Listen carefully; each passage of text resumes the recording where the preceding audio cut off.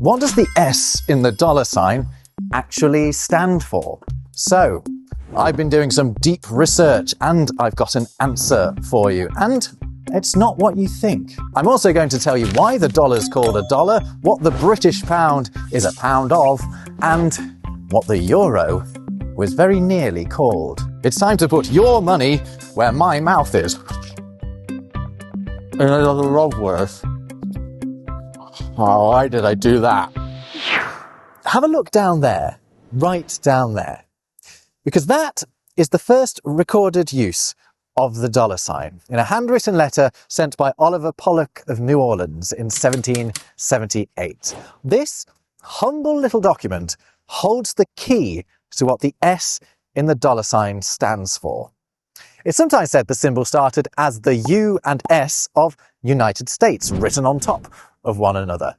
But that letter was written only 2 years after the signing of the Declaration of Independence and the United States coming into being. And it already clearly isn't that. No, there's another, better explanation. But to get to it, we first need to understand where the dollar came from in the first place. And its story begins not in North America, but in Europe. And with this coin, the Spanish real. This humble hunk of silver was the currency of 14th century Spain, a country with big ideas. Among those big ideas was producing a bigger version of this coin.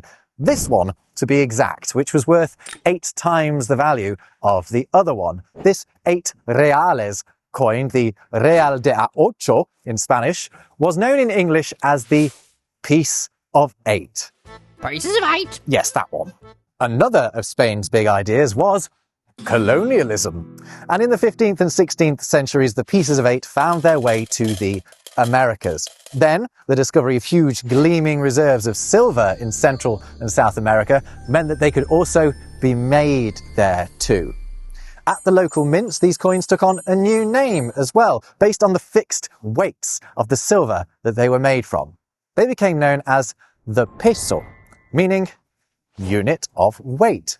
These pesos/pieces of 8 entered circulation across the Americas, and not just the Spanish-speaking parts either. British colonies in the Caribbean and North America were also using them because they were just such a reliable unit. You could even divide them up into 8 smaller units. So a quarter of one would be 2 bits. Does that sound familiar? Meanwhile, in Europe, another coin of a similar value had also been gaining a foothold. It had first been struck at around the time that the Spanish first arrived in the Americas, but in the Bohemian Valley known by the German name Joachimsthal. In case you changed your mind, I got some fries.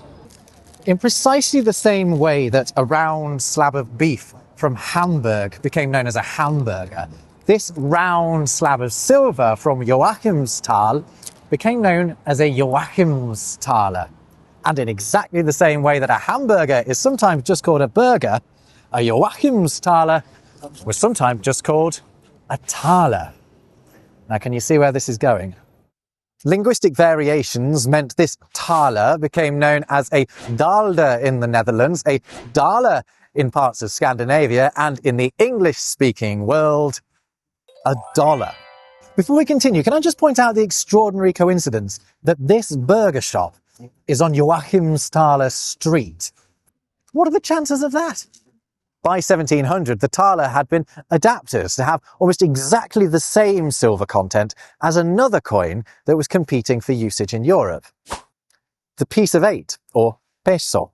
And so, to help differentiate between the two similarly valued coins, people started referring to the peso as the Spanish dollar.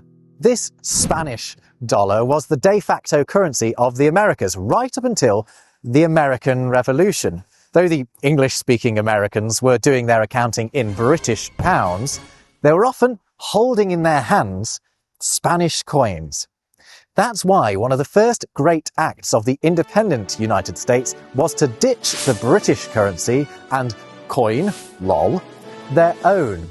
It would be based on the weight of an average Spanish dollar and would also be known as the dollar. That's right, the US dollar is named after the Spanish dollar. Not only that though, its value is based on the Spanish dollar too, as you can see from this 1797 table equating the Spanish and federal US dollars. And what is the Spanish dollar known as in Spanish? As we've said, the peso. Now we're ready to tackle what that S in the dollar sign stands for. You see, a written abbreviation of the peso was this. Can you make out what that is? It's a P with a diddy little S above it, written in such a way that your pen need never leave the page. If you want to see it in use, here it is scrawled rather lazily, here, here, here, and here. But hold on a second. Haven't we seen this document before? Yes, we have. It's the one with the first known dollar sign on it.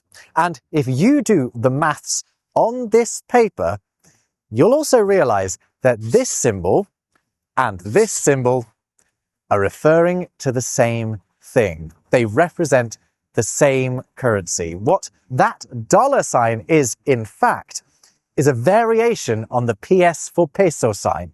It is a P and an S combined. It's a lot clearer on this example from the same year. This is from a rather grim document about the sale of slaves in Puerto Rico, as they used to call it. Down here, we have two symbols side by side. They're the two that we have just been talking about. On the left is the PS, peso sign, and on the right is the dollar sign. But do you see how it appears as though the S in the first sign has been sort of pulled down over the top of the P to give the second? Now you might be thinking, well, if they're the same thing, why put two together?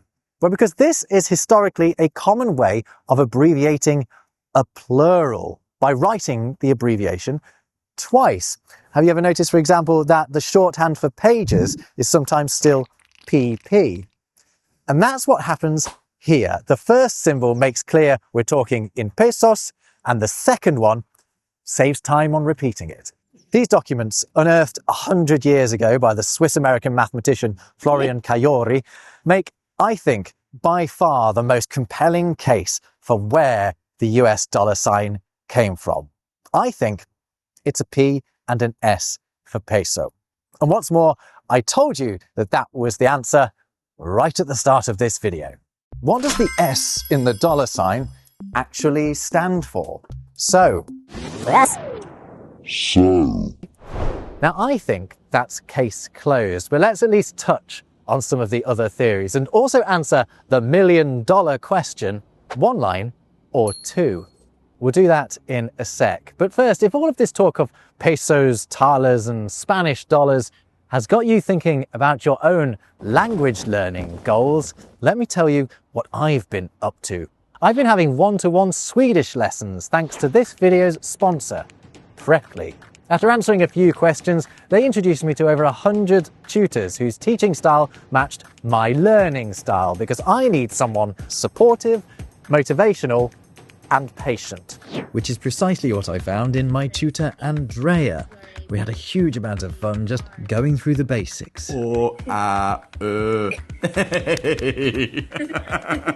Good work. Learning with Preply is as easy as 1, 2, 3. 1. Pick a tutor. They have over 100,000 of them teaching 90 languages. 2. Learn consistently and make progress. And 3. Be able to speak confidently. I'm just at the start of stage 2, but I know I'll make progress because I've been here before with French and German. You develop language skills quickly by actually speaking that language to other human beings. And that's what Preply gives you. One-to-one lessons with real tutors. Try it out and find that special tutor who's finally going to get you speaking that second language. And be sure to use my special link in the description of this video, which will give you a juicy 50% discount off your first lesson with Preply. Now, did you notice anything about those first written examples of the dollar sign? They were both with a single line down the middle. However, the first printed example of the dollar sign appears in this beautiful book, Chauncey Lee's American Accomptant from 1797. It's the same book that had the table equating the Spanish and US dollars that I showed you earlier. It's a book about arithmetic, and inside it abbreviates the dollar like this. Look, 2 bars. So by the close of the 18th century, the 1 bar and 2 bar dollar symbols are both in use, and they have been ever since. The 1 bar dollar is the one that you'll find on your keyboards nowadays, but anyone who grew up in the 20th century will remember that the double-dashed dollar used to be a lot more common, at least it felt like it was. And the existence of the 2-line dollar is responsible for many of the alternative theories about the origins of the symbol in the first place, not least the U superimposed onto an S hypothesis. Although I ask you, why would the U turn into 2 lines? It's actually quicker to write it as a single stroke. There's also the theory that the dollar sign is based upon the Pillars of Hercules, what the Spanish call the 2 jutting out bits of land that form the entrance to the Mediterranean. They appear either side of the coat of arms on the Spanish flag, but also, more importantly, they appear on the old Spanish dollar. I like that idea. It's elegant and relevant and does a good job of explaining the 2 lines, but not a very good job of explaining the S. However, if we just zoom in on one of those pillars, the one on the right, isn't that ribbon doing something interesting? Isn't it wrapped around that pillar in such a way that it actually looks a bit like an S? An S with a massive line through it. Okay, I'm actually starting to lean in the direction of that theory. If the early users didn't point to the P and the S hypothesis, I'd be going for the pillars idea. But Dr. Kayori says in his book, no commercial account books or letters have been found which give even the slightest support to this view of the origin of our dollar mark.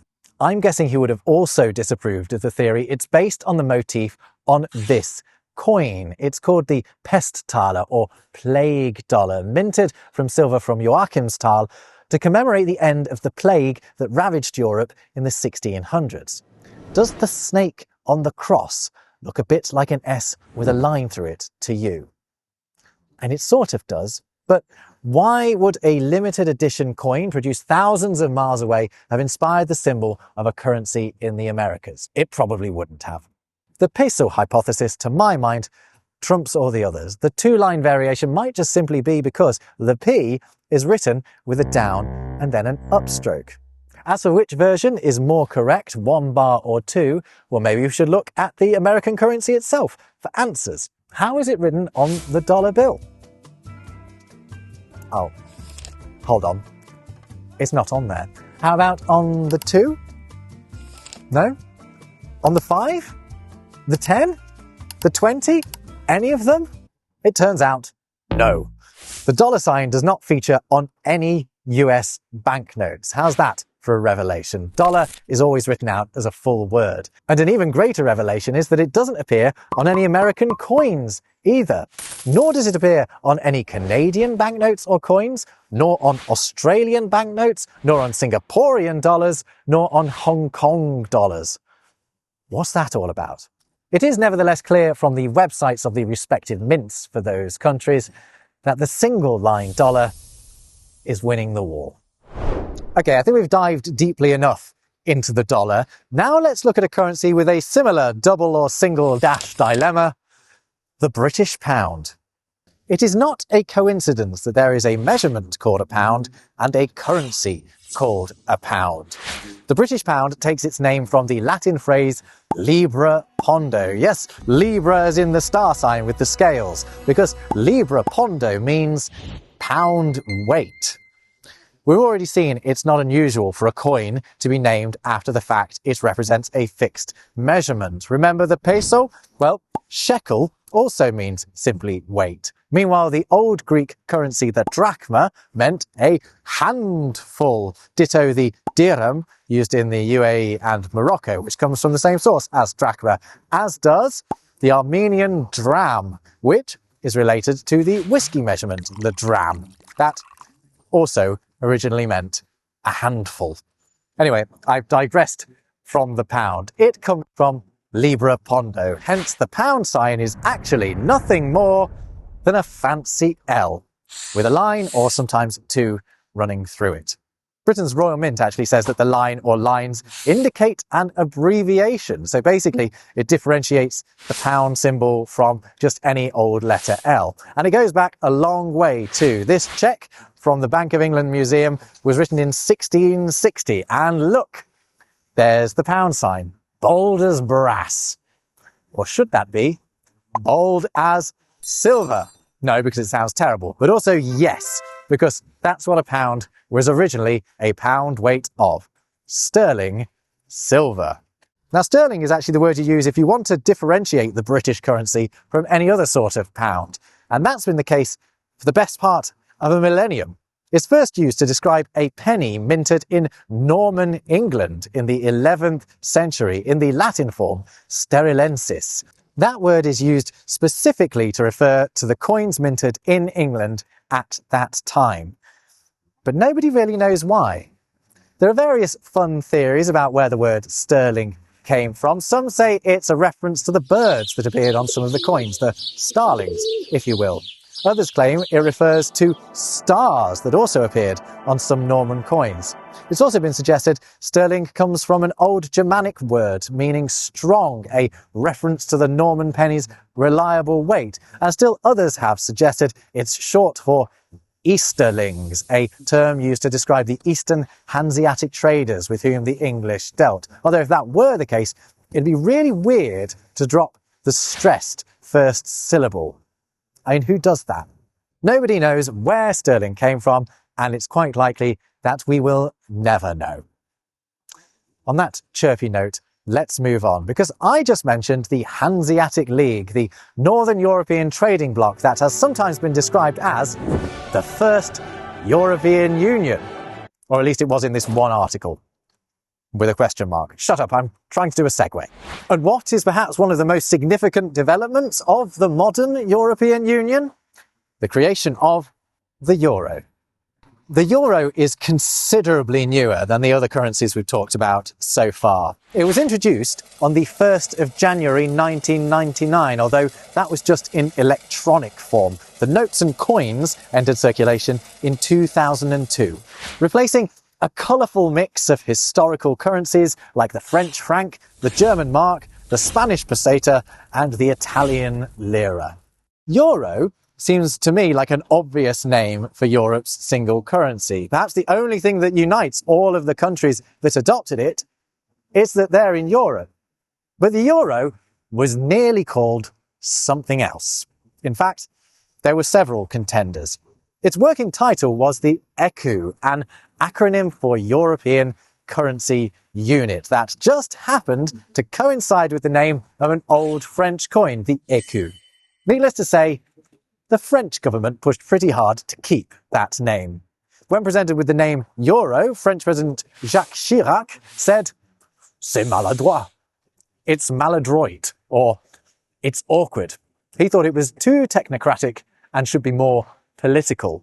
Others felt euro was just a bit sterile and wanted something with a bit more history. The Brits argued it should be called the crown or the shilling or the florin, all names that just happen to have applied to British coins in the past, but also common names among other currencies too. The names of all of the Scandinavian currencies, for example, mean crown. If they had gone for crown, though, the next question would have been, crown in which language? Would it have been called crown everywhere, or for example, la couronne in France? It just sounds a bit messy, doesn't it? The Germans had a typically pragmatic solution: to use euro, but also allow countries to have it as a prefix to the name of their existing currency. Germany would have the euro mark, Spain the euro peseta. The second part of that plan failed to get off the ground, but in December 1995, the issue was settled. The new coin would be called the euro, no matter where it was being spent. Credit for coming up with the name euro is sometimes given to an Esperantist named Germain Pirlo. Here's a letter from the European Commission thanking him for the suggestion. But surely that name was always going to be in the mix, given that euro appears in, so far as I know, the name for Europe in all of the EU languages. The announcement of the winning name was generally met with disappointment. The Times, the London one, described euro as a name nobody really liked and whose main virtue is that it was not too French for the Germans. As for the euro symbol, well, I really like it. I think it's simple and elegant. It looks like a stylized E, while also being the Greek letter epsilon, albeit with an extra line through it. I reckon that second line is there to stop the Greeks getting confused between the letter and the currency. But the European Central Bank, that's the euro's equivalent of the US Federal Reserve, says the two parallel lines symbolize the stability of the currency. Are you sure it's not just to make it look a bit more currency-y? I think it is. And with that, I think you've had your money's worth. If you enjoyed this video, I think you'd like this one too. I also think you'd like my free newsletter, which you can sign up to at robwords.com/newsletter. I'll see you in whatever you choose to watch next. Until next time, take care.